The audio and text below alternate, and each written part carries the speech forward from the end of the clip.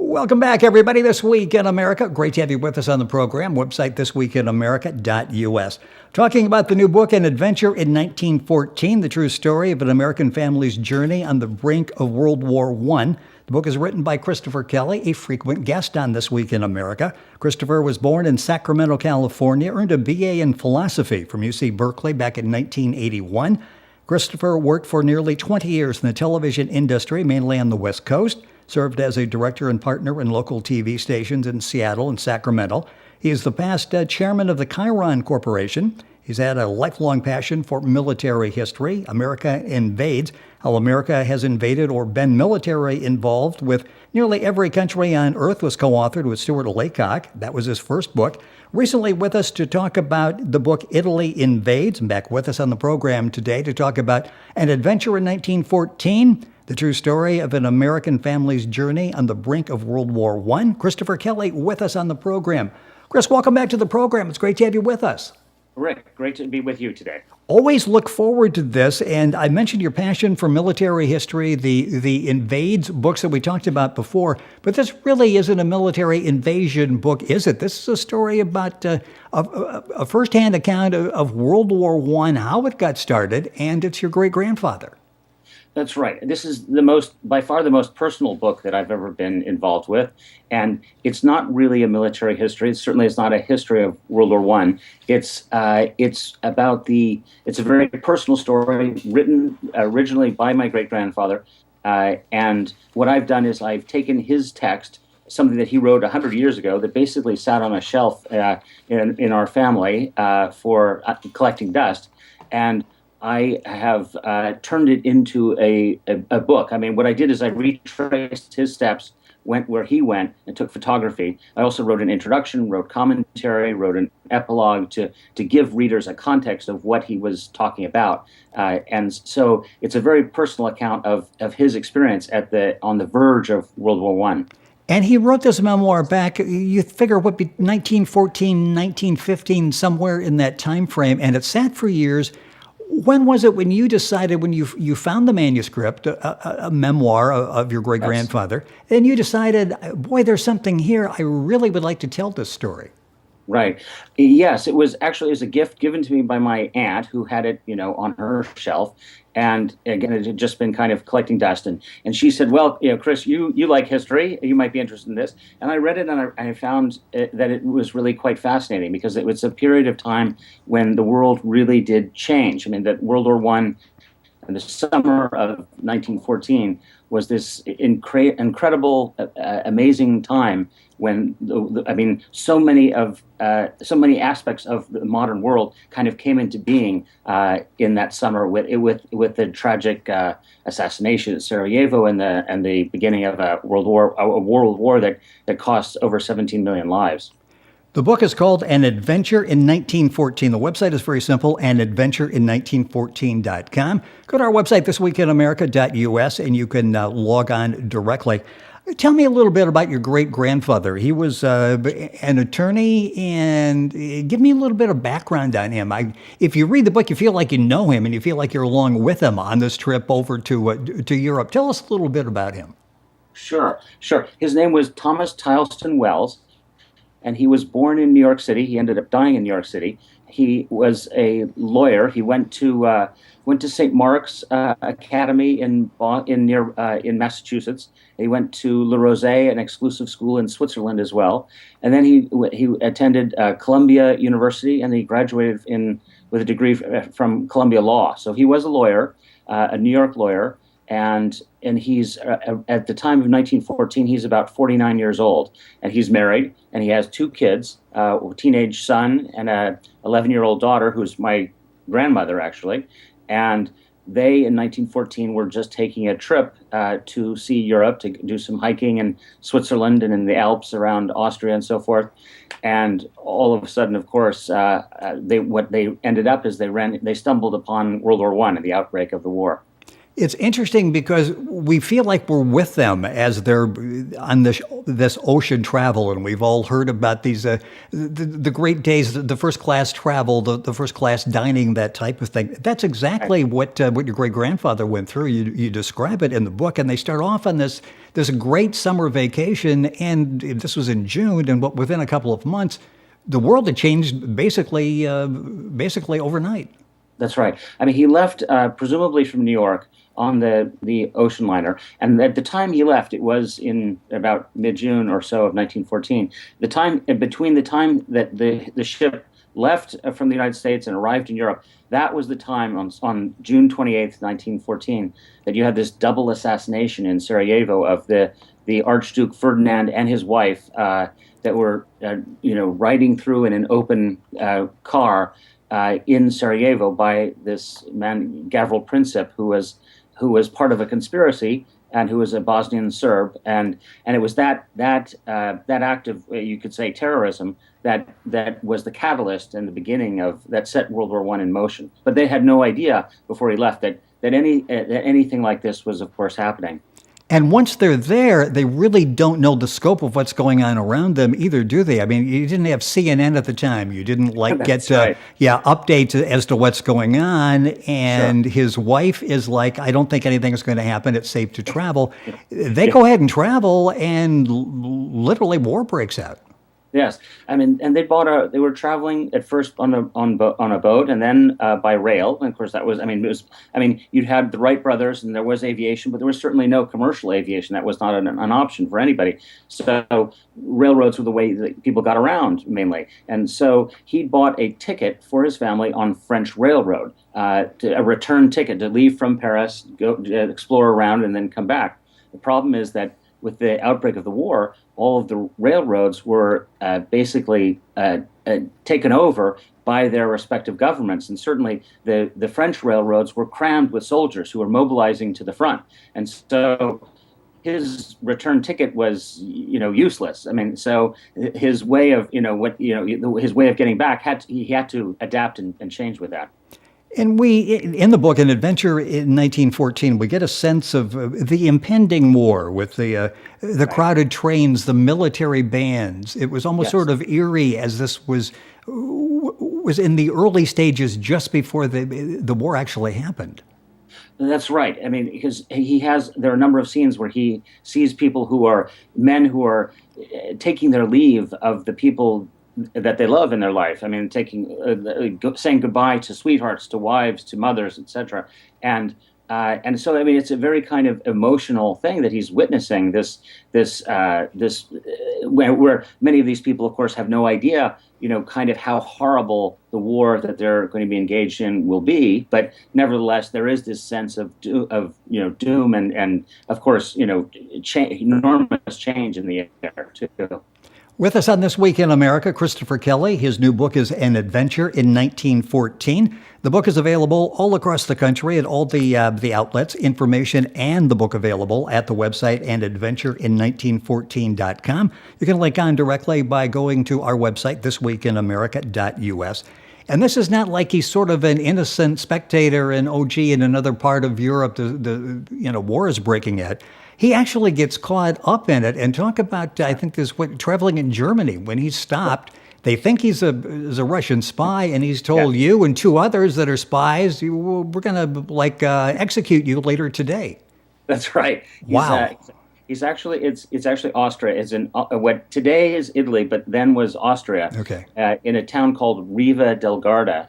Today, it's Riva on the Lake Garda, which is the Lake Garda is this beautiful canyon lake it's the largest lake in Italy, and it's this canyon lake with these big mountains going down to the lake. Very picturesque, scenic place to go. And he went there with his family, and it was at that point where he was actually. He thought he was just about to board a boat to go south on a little lake excursion when he's arrested by Austrian authorities. He's accused of being a Russian spy, and he is facing immediate execution that day. and he had to talk his way out of that and figure out, how do you, and this is in an era that was, I mean, one thing that's interesting about the way that the World War changed the world is that he was traveling without a passport. I mean, something that's almost unimaginable Yes. today. But in those days, they didn't bother. But he had to prove that no, I'm not a Russian spy, and let me pass, so to speak. Now, he had a letter from William Jennings Bryan, who was Secretary of State. Right. So this was sort of like an unofficial passport. It's like, here's who I am, and I'm really who I say I am. I'm an American. Exactly. He at least had the forethought to acquire this letter before he left, and he must have been pretty well connected as a lawyer, or politically connected, or whatever. But he had a letter from the Secretary of State of the United States at the time, and that's what helped him to get out of his jam, so to speak. I did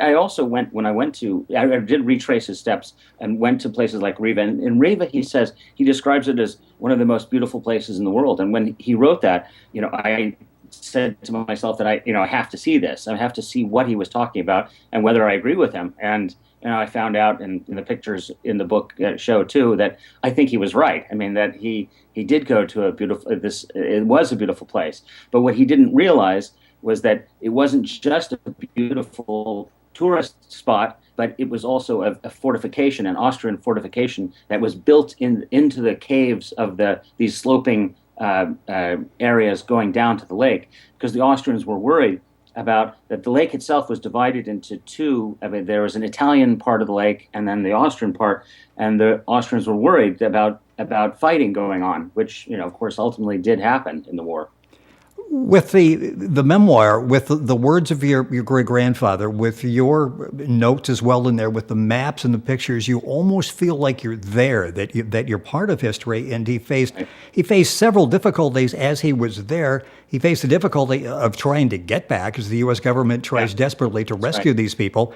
And he's got a money problem, because he just couldn't go into the bank and ATM machine somewhere and pick up money to exist while he's still there. That's right. I mean, not only was there a war in 1914, the World War I, that broke out, it claimed 17 million lives ultimately, but also you had a financial crisis. I mean, it's something that's familiar to Americans today, of course, but you had this kind of enormous liquidity crisis, and that just because you had a bank account doesn't mean that you could access it if you were on the other side of the world. And they were worried, and there were all these kind of wild rumors flying that the banks were going to be collapsing, and so it was very difficult for him to just do something as simple as paying his hotel bill as when he was staying in Venice, along with not just my great-grandfather, but hundreds of Americans were trapped along similar lines. In the book, you talk about how he eventually was able to get back to the U.S., I think getting back to Boston.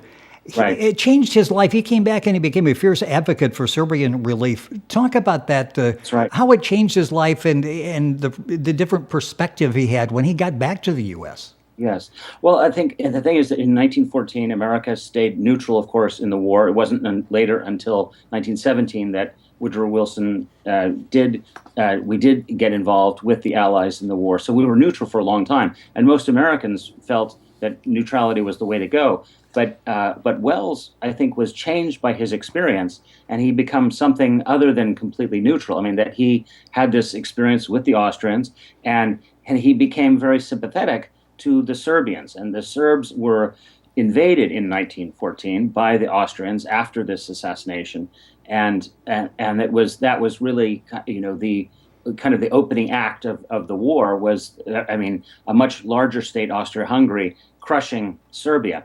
And he became, even though, I mean, my great-grandfather was not Serbian or Balkan at all, he had great empathy for what they were going through. And he became the chairman of something called Serbian Relief, which was designed to help bring food and medicine and agricultural supplies, tools, for instance, to Serbia to help to feed that population and help it survive the war.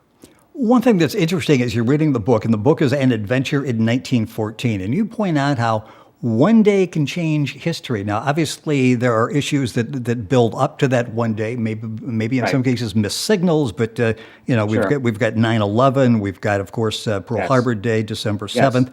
This was June 28th, 1914, and it really reshaped the world and reshaped history, didn't it?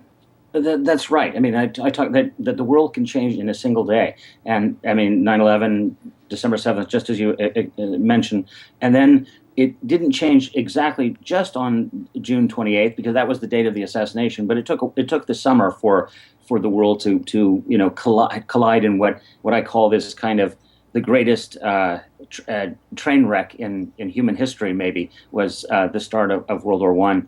And so, and our world became different in so many ways. You had this collapse of four different empires. I mean, the Tsarist Russia, Austria-Hungary was broken up. The Kaiser had to go into exile, and the Ottoman Empire collapsed too, which changed the whole structure of the Middle East. I mean, creating states like Iraq and Syria today, as a direct result of that war. So, and also, of course, World War One led to directly to fascism, the beginnings of fascism and the beginnings of communism as well.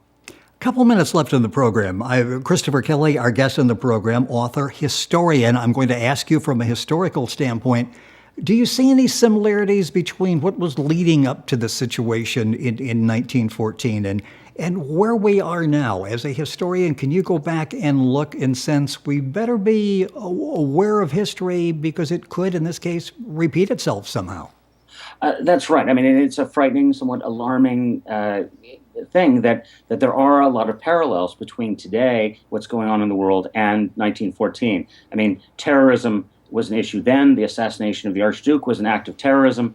And then, how do you respond properly, effectively to get justice after a terrorist act? That, of course, it was critical to the beginning of the war. And then you had this system of alliances you had the Central Powers versus the Triple Alliance, and you had these interlocking things. Today we have NATO. And where we have Article 5 of NATO says that an attack on one country is an attack on all of us. I mean, which was only triggered in one instance by 9/11, actually. But I mean, for instance, if there were something were to happen God forbid, but in the Baltic, if the Russians were to invade the Baltics, as some people conjecture is certainly as possible, then you could have. It's possible that the world could stumble into a world war again. Unfortunately, I think there are parallels. The book has been, and one of the reviews said, historical scholarship at its best. I don't want to get scared by the word scholarship, that it's heavy reading. It is not. It is very entertaining reading.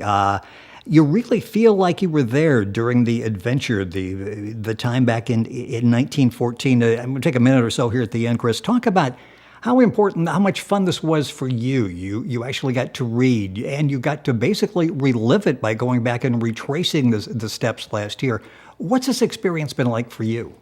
Well, for me, before I didn't know, and I think I think that I didn't know a lot about my great grandfather until I really got into the project, and I think most of us don't know about our more distant relatives. We know about our parents, we know about our grandparents, hopefully, but we don't know about going back further. And for me, I feel much more connected to him, to know what his life was about, and I think it's something that was very meaningful for me and for my family at any rate. And it is a very, as you say, it's not a doorstopper of a book. It's an approachable book, and it's a very kind of, I think, human book that with lots of you get it. It's about real people, and that history happens to real people, not just characters in a textbook.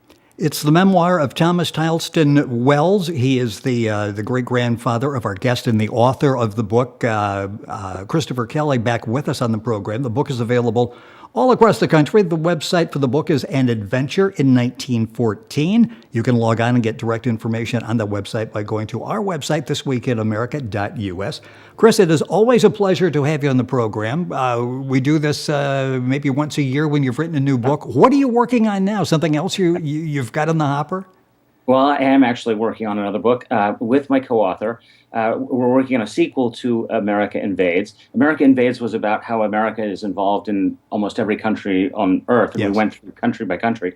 The next book that Stu Laycock and I are working on will be called America Invaded, and a state-by-state guide to fighting on American soil. So instead of every country, it's going to be every state. So, how was Indiana invaded, for example? It will be one of our chapters. And we'll go through all fighting that took place in every state. I mean, from Native American conflicts to the American Revolution, Civil War, even Japanese balloon bombs in World War II.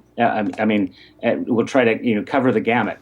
I am looking forward to that. We'll have Chris back on to talk about that book. The book we're talking about now, An Adventure in 1914. It's available all across the country. Information at the website, anadventurein1914.com. Click on directly at our website, thisweekinamerica.us. Chris, always a pleasure. Best of luck with the new book, and we will talk soon.